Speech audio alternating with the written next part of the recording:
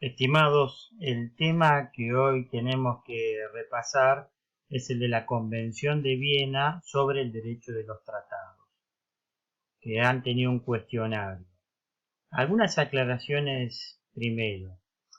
El derecho de los tratados es el conjunto de normas, ya sean internacionales o internas, que rige la vida de los tratados y va desde su formación hasta su terminación, pasando por todos sus efectos y alteraciones. La convención rige toda esta vida, es una convención de índole procesal, y nos aclara inclusive en su preámbulo que todas las normas consuetudinarias son aplicables a todas las cuestiones que no están regidas en esta convención. Inclusive, las organizaciones internacionales poseen capacidad para celebrar tratados que sean necesarios para el ejercicio de sus funciones y la realización de sus propósitos. Por eso, cuando analizamos el artículo segundo de la Convención, nos da un concepto de tratado que es limitado, ¿no?, a todos los acuerdos internacionales celebrados por escrito y entre estados. Este artículo ya fue modificado por la Convención de Viena del 86, pero que aún no entró en vigencia. No obstante, consuetudinariamente, como hemos dicho, se aplica también estas normas a los tratados celebrados por otros sujetos del derecho internacional, como son los organismos internacionales. ¿Cuáles son las fases? Los tratados tenemos dos fases que destacar: la fase inicial y la fase final, que son todos aquellos actos mediante los cuales se concibe, se gesta y nace un tratado internacional. La fase inicial cubre todo el proceso de lo que es la negociación, que de tener éxito va a desembocar en la adopción y en la autenticación de un texto, con el que los negociadores se van a mostrar definitivamente de acuerdo, y van a ser considerados estados negociadores, que son aquellos que han participado en la elaboración y en la adopción del texto, conforme lo determinan las aclaraciones del artículo segundo. La fase final, que abarca todo el proceso de estipulación o conclusión en sentido estricto, y se forma de dos actos principales: la manifestación del consentimiento y su perfeccionamiento, y la entrada en vigor y la obligatoriedad del tratado. Todos los que participan en esta etapa se van a llamar estados contratantes.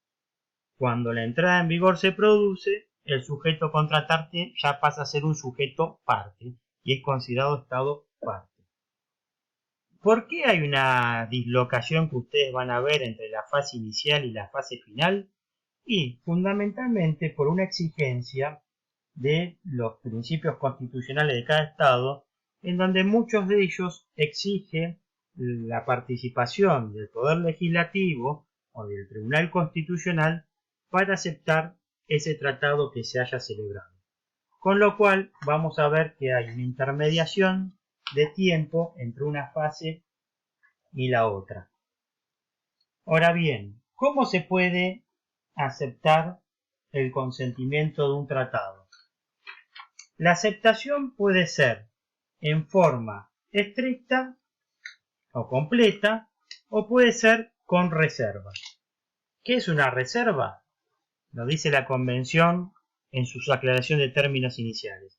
Es una declaración unilateral, cualquiera sea su enunciado de denominación, hecha por un Estado al firmar, ratificar, aceptar un tratado, aprobar un tratado o adherirse a él, con el objeto de excluir o modificar los efectos jurídicos de ciertas disposiciones del tratado.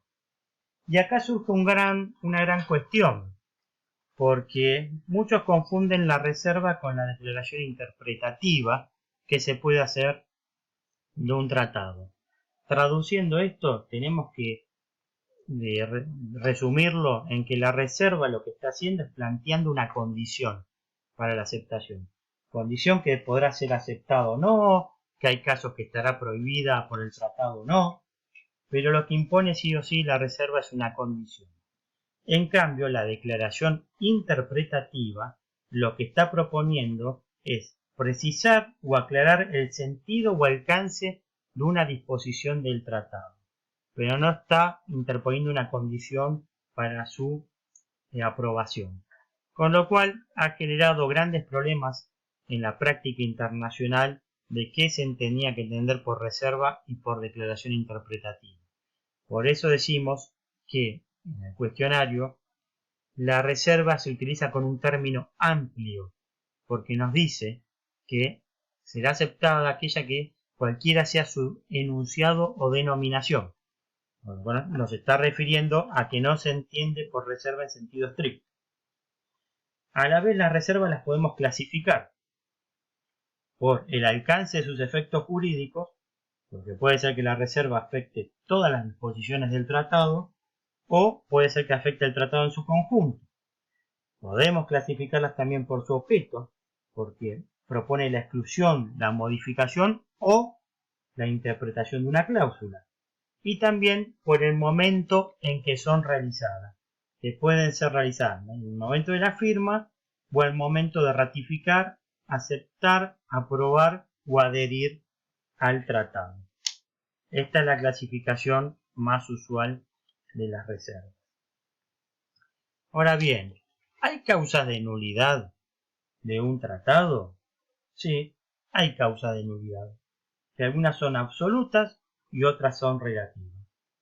Por ejemplo, podemos hablar de los vicios del consentimiento, que pueden ser vicios sustanciales o pueden ser también vicios formales.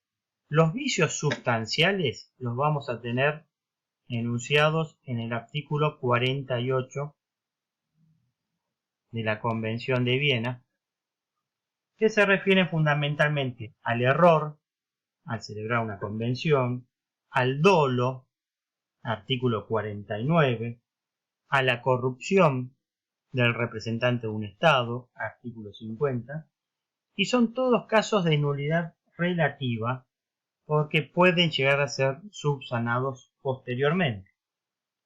Ahora, cuando nos referimos a la nulidad del artículo 51 y del artículo 52, hablamos de que son casos de nulidad absoluta, porque no pueden ser subsanados, ¿sí? Cuando la coacción es sobre el representante del Estado o sobre la amenaza o uso de la fuerza para que se logre firmar o aceptar una convención.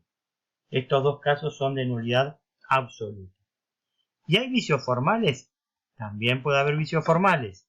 Tenemos que volver al artículo 46, cuando nos habla de defectos de la competencia, o artículo 47 de la Convención, que nos habla de restricción de poderes. Ambos son de nulidad relativa porque pueden ser subsanados. ¿Y hay otras causales además de estos vicios del consentimiento? Sí.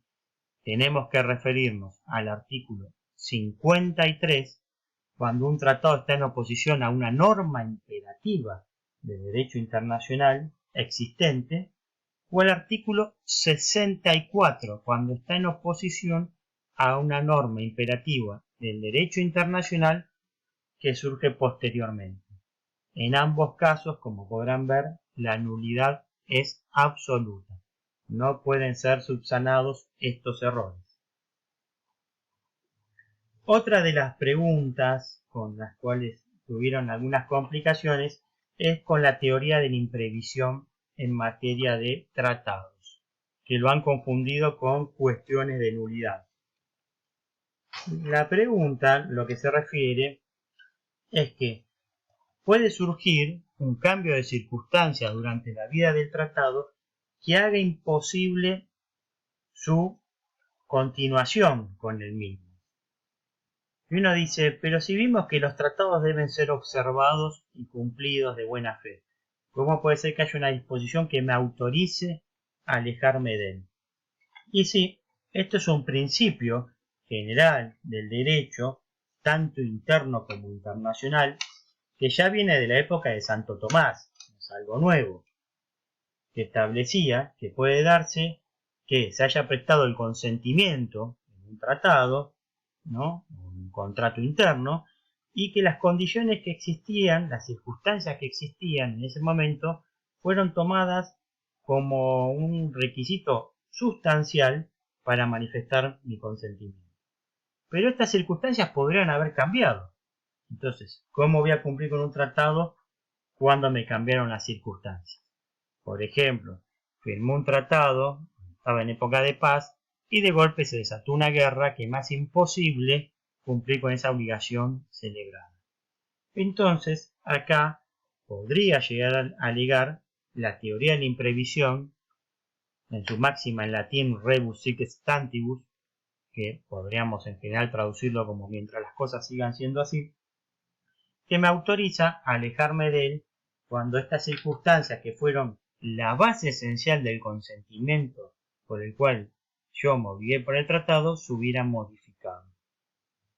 Ya la doctrina aseguraba que no todas las modificaciones que se producen en el orden político me van a acarrear la posibilidad de alejarme del tratado, ni me van a liberar de las cuestiones gravosas del tratado, sino tienen que ser aquellos hechos determinantes que fueron condicionantes para que yo manifieste mi consentimiento. Entonces, en ese caso, ante la modificación de esos hechos que yo no podría haber previsto de ninguna manera, puedo alegar la teoría de la imprevisión. Ahora, con un criterio bastante acertado, la Convención en el artículo 62 impone dos límites. Uno es cuando el tratado establece una frontera y otro es cuando el cambio resulta de una violación por parte de quien lo alega, ¿no? Es decir, en el primer caso, porque si aceptáramos la teoría de la imprevisión en todos los tratados que establecen fronteras, estaría el mundo en una continua discusión de sus límites, porque todos podrían alegar que necesitan más espacio por algún motivo u otro, que no fue tenido en cuenta en el momento de la celebración de los tratados. Y el segundo supuesto, que está en el apartado 2 del artículo 62, es cuando el cambio fundamental resulta en la misma parte que está alegando la imposibilidad. En esa situación no podrá ser alegado. Distinto es el caso del artículo 61, pero que es muy parecido y ha generado mucha confusión en la doctrina también, porque acá se refiere a la imposibilidad de cumplir material. Siempre se da el clásico ejemplo de que celebro un tratado de pesca y se me secó el río. Ejemplo repetido por los profesores durante décadas, ¿no? Acá tengo una destrucción o desaparición del objeto. Puede ser total, parcial o temporal, pero sí me imposibilita con el cumplimiento del mismo. Así que espero que hayan entendido estas aclaraciones que he visto en el trabajo que les ha costado un poco más encontrarlas. Les estaré a continuación enviando después otros audios con algunas aclaraciones de este y otros temas. Un saludo para todos.